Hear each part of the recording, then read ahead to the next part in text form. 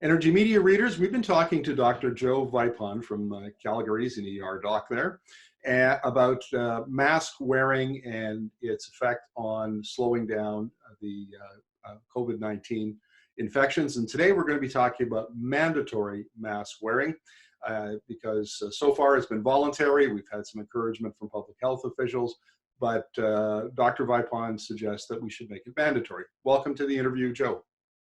Thanks for having me. So give us your argument for mandatory mask wearing. Well, when we look at those places that have tamped down the curve, predominantly in East Asia, those places like South Korea, Taiwan, China, and Japan, the thing that really stands out is the mandatory mask wearing. Now, don't get me wrong, they've done other things. They've done good contact tracing. They've done severe quarantining. Some of the places have even instituted where they follow you around and they make sure that your social media, that your phone tells them where you've been. That's some really hard-handed stuff. But universally, mandatory masking has been a component of that. There are no countries who have instituted early mandatory masking that have a runaway curve.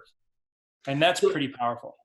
So in Canada, and this is fairly recent, that public health officials have actually come out and suggested that we should wear masks, or we could wear masks. Yeah, I think it's could more than should, which is my concern. Fair enough. And why have we taken that approach?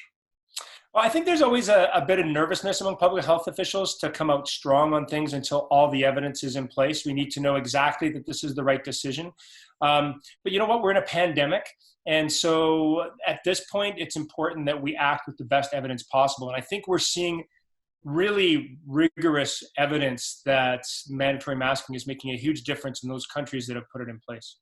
Now, you've got some data from countries like Austria and Czechia, the former Czech Republic. Why don't you discuss that?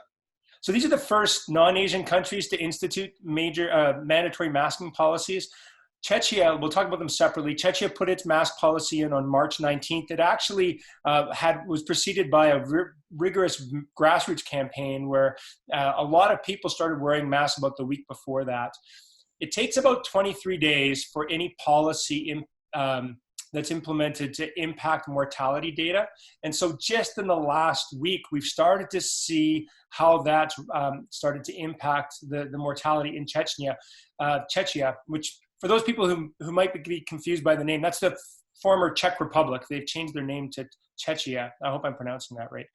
And so in the former Czech Republic, now their curve started to bend around the 9th of April. Yesterday, they had only 3 deaths. That's the lowest that we've seen in about 3 weeks. So they've really successfully bent the curve. Austria put the same thing in around March 30th, and now we're starting to see their curve bend as well. Not quite to the levels that Czechia has seen, but we're going to see that improve over the next few weeks if my prediction is correct. Final question, Joe. There's a lot of discussion now about reopening the economy. And it seems to me that and a lot of resistance as well. I mean, I think Canadians are, in my social media network they're kind of cautious about that.